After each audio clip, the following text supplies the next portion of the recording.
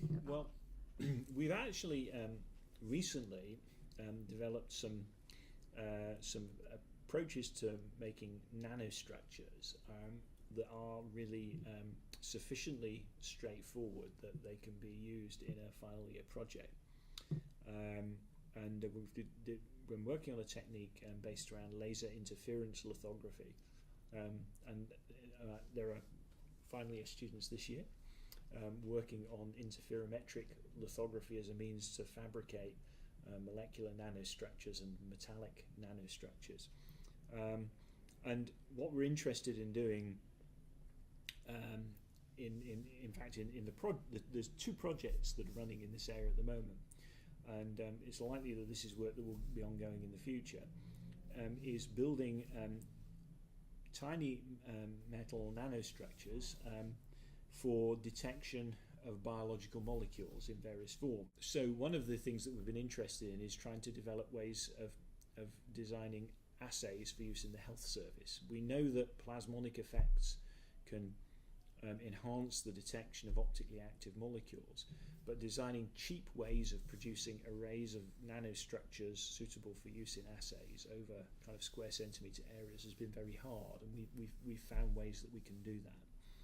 And then one of the other things that one of these project students is working on is coupling photosynthetic proteins to plasmonic nanostructures, and using the plasmonic coupling between the metal nanostructure and the photosynthetic protein as a way of enabling us to characterize the optical properties of the protein in an actually new and quite powerful way, using simple apparatus, a spectrophotometer. So that's stuff that's really for us actually right at the cutting edge of what we're doing at the moment in our research, and we've got project students involved in it. So yeah, hopefully they'll enjoy it. I think to be honest, well, who was it? Was it Edison who said that genius is 5% inspiration and 95% perspiration? I think if students really want to have a successful project, they do have to work hard. I think that's the first thing. But I think enthusiasm is really important as well. I'm not very good at being a slave driver. I don't do that to my PhD students, but I tend to think that when people are enthusiastic about what they're doing, the hard work looks after itself. And I've got lots of really smart, enthusiastic people in my research group who work very hard and do very well. So I think it's really important if you want to do a really successful project, to find something that you can be really excited about. You will have to work hard, and you have to be prepared for a bit of disappointment and frustration along the way, because that's part of doing research. Yeah, hard work and enthusiasm, I think, are the most important attributes.